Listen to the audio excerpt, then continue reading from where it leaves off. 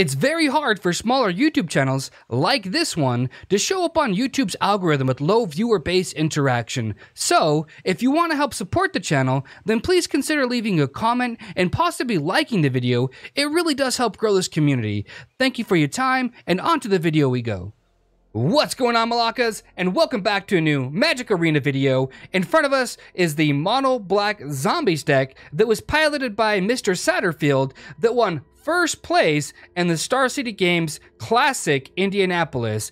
And let me tell you, Scoobs, by playing this deck, I have realized that it is just powerful. Like, it's just the power level of this deck is through the roof. Not only do you not have a bad matchup pretty much against anybody, I mean, I guess maybe not even control actually, because the deck is just so unbelievably resilient. It's got early game, mid game, and some late game aspects. But there is a couple of decks that did give this a really hard time, and it seemed like I only went against those kinds of decks, like mono white lifegain decks. Like, sure enough, Scoobs, it was like turn one, a Johnny's Presence, you know, the enchantment, one white. Whenever a creature comes out into play into your turn, you gain a life. Fountain of Renewals. Like, there was just no break whatsoever. You know, and it seemed like every single time I went against one of those decks, they had the exact removal they needed when they needed it for my Death Barons, so that none of my zombies traded really favorably, right? So, but aside from that, the deck is really sweet. It's a lot of fun to play, but it does require some skill for the sideboard. You got to be really careful when you sideboard against different decks. But anyways, hopefully you enjoyed the gameplay, and we'll see you in the next video. And of course, our opponent goes first for the, 40th game in a row. It's alright though, Scoobs. Hopefully the power of Mono Black Zombies can pull us through. This is actually not a bad hand, so we'll go ahead and keep it. Turn 1 Diregraph, turn 2 Graveyard Marshal. And we're going against the lifegain deck. Outstanding. Or maybe a Cat's Tribal deck, we'll see. So I've got auto tap enabled because, well, we're mono black, so it doesn't really matter how we tap for the most part.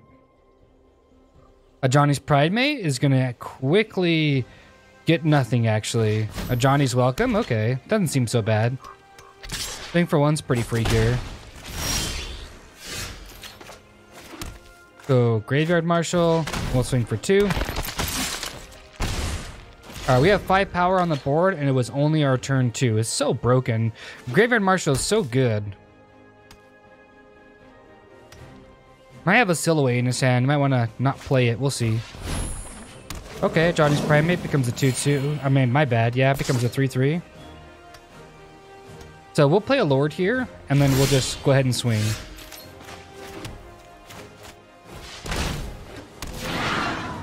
Yeah, we're not blocking, so we're just going to keep swinging in, swinging in, swinging in. Wow, he actually took the... Wow, that's a lot of damage to take on turn 3. I have a Vraska's Contempt for as a Johnny Pridemate too. Like, that's the really bad part. If he's hoping on banking on the Johnny's Pridemate just getting much larger, like... Nope. We might have met our counter, though, because if he goes, like, War Leader here, we might... Yeah, Leon and War Leader. Okay, so we're going to Vraska's Contempt the War Leader. Yeah, that's what we should do. The swing for 5 is pretty free here. How are we going to do this? Because that War Leader is just going to keep gaining him life with the 1-1 swingers. We'll go no blocks here. We'll go, yeah, we'll go 14 up.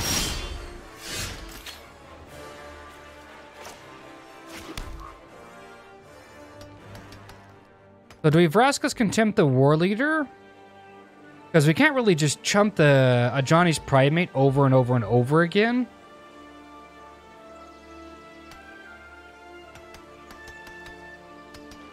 I'm trying to think here, because I think we have to Vraska's Contempt the War Leader here.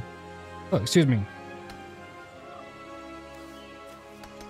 Vraska's Contempt that. Take 5 to the face. Okay. Yeah.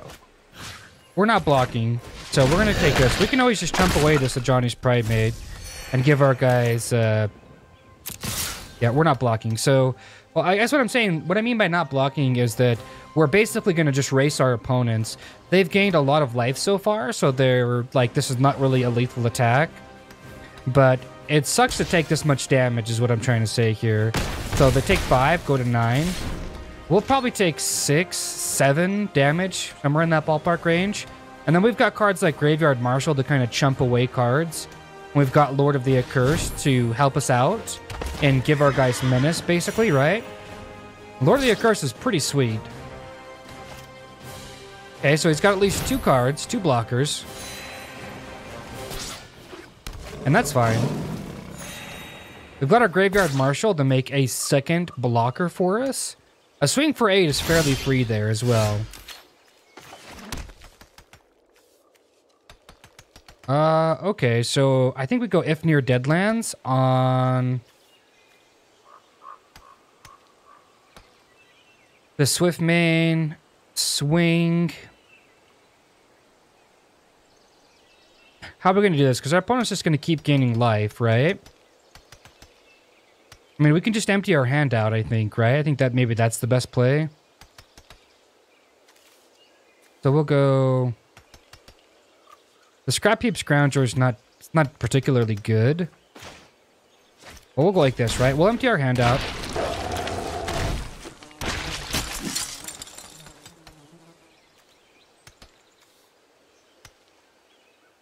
Oh, okay.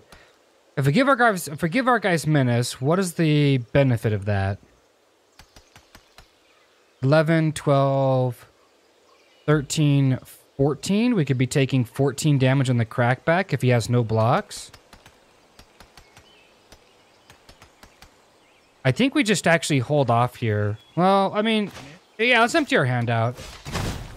Because we can always block. We've got blockers for days with our Graveyard Marshal, making a token, making another token, making another token. So we've got blockers for days. A Fumigate? Are you serious? Okay, let's go. That really benefits us a great deal.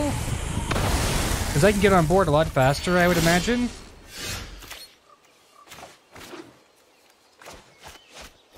Go 3. Scrap Heap Scrounger. Getting rid of a Diagraph, that's fine.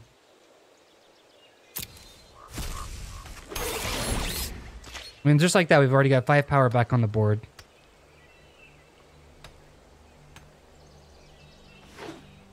Basically a top deck war at this point. Player if near Deadlands. There's no reason not to play it because whatever he plays, we can just if near Deadlands it. Taking 5 a turn feels pretty good. I'm telling you, the zombies deck is really good. It's fairly resilient too to like board sweepers. Sure.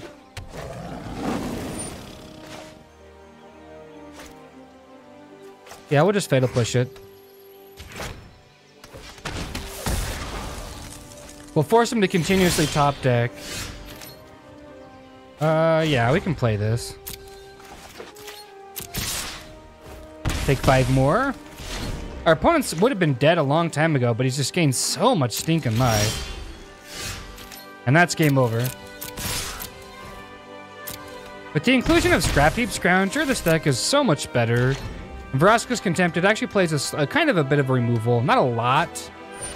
Fumigate, are you serious, bro? Okay, but you're still dead. Like, you're still dead, my good sir.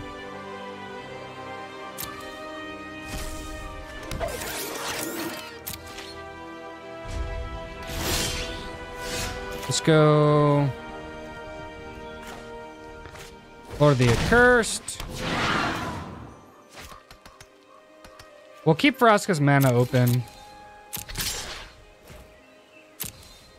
Just in case there's like some shenanigans, you know, like an Ajani's Primate or a War Leader, or just something that's bigger than these creatures.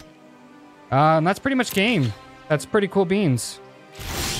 Our opponent had a really decent start too. Like a really decent start, if you ask me. So before I continue, right? Before I continue with the attack, I actually want to make sure I check his discard pile. So he's playing Fumigate.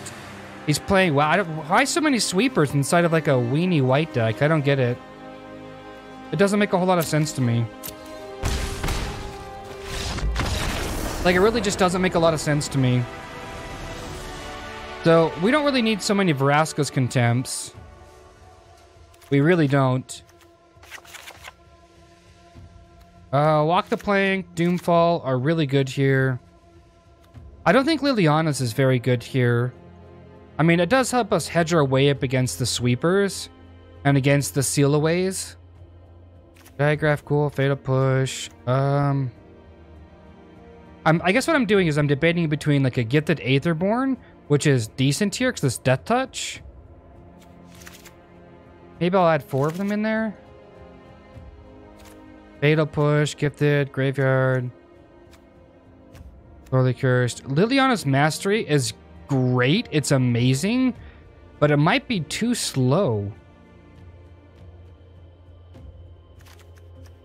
We'll run it back like that with 2 Gifted Aetherborn. Doomfall's not very good here. Because he's playing just a ton of creatures. Liliana and Gifted Aetherborn are the 2 cards. But Vraska's Contempt is definitely not good here. It's just way too slow. Like, way too slow. And I don't want to have my deck full of, like, nothing but removal because I won't have any action at that point, right? And the whole point about playing an aggro deck is to basically get on board, stay on board, and just continue your tempo plays, right? That's really crazy. Our opponent had that many board sweepers. Yeah, we can keep this. If we draw a land, we're going to be in a lot of really good shape. The Death Barons do help us out a little bit. They give all of our other zombies, so it's not including itself, Death Touch, which is pretty sweet. There we go. We drew our land we needed. Play our Jackal. Next turn, we're going to have 5 power on the board, so if he goes like a Johnny here, then we'll go get the Aetherborn. Right? He might just seal away that. Like, he might just seal away it, because this comes back every turn. Every time he board sweeps, it'll come back. There we go. Liliana's Mastery is pretty good here.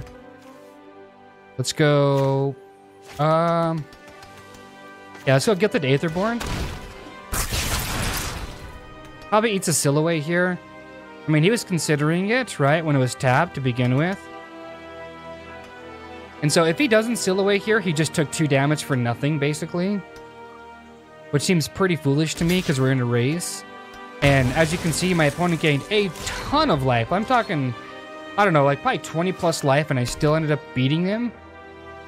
So, Fountain of Youth's pretty good here. Another Liliana's Mastery. Let's go Graveyard Marshal. And then we'll play a Lord next turn. So if we get 2 lands, we'll play the Liliana's Masteries. But, I mean, obviously, but, I don't know. It feels kind of bad bricking on land right now. Having the Liliana's Masteries feels pretty good, it just sucks bricking on land. And my opponent's got life gain, but... Let's see here. When it enters the battlefield, the enchanter creature can attack or block. Okay, sure.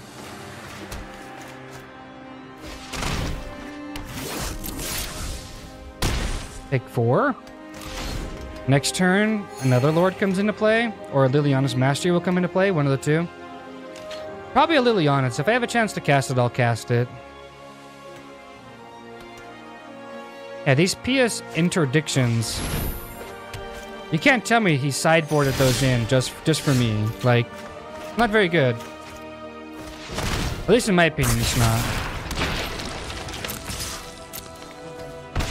Because I've got way too many creatures to deal with.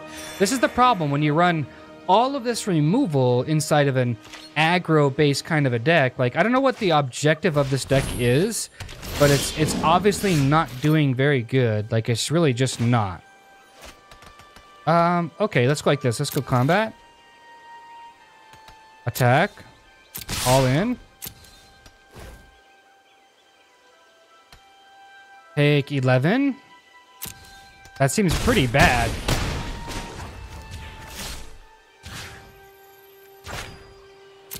I'm just gonna, if Near's Dead landed. Come on, buddy, really?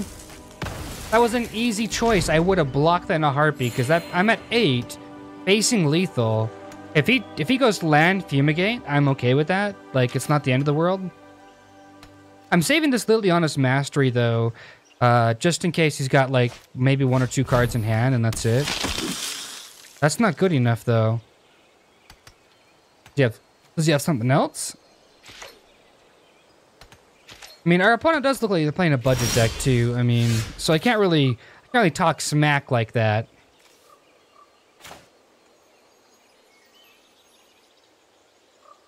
Yeah, just to play a Lord and a swing in. It's lethal. Like, if 2 of these get through, it's lethal.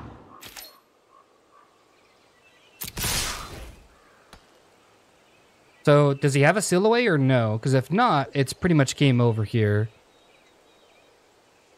I'm just trying to think here. Maybe like a combat trick to give it lifelink, but even then. Yeah, that's what I was going to say. I suppose it's an alright thing. I don't really feel great about winning that matchup. I really don't. But the fact that our opponent played 2 board sweepers and gained a ton of life in that match and we still won tells me that the zombies deck is just nothing but gas. Like, it's just nothing but like powerful. That's all I'm saying, Scoobs. But y'all know what I'm talking about though, right? Love, peace, and chicken grease. Be safe. Thanks for stopping by to spend some of your quality time. And yeah, stay classy.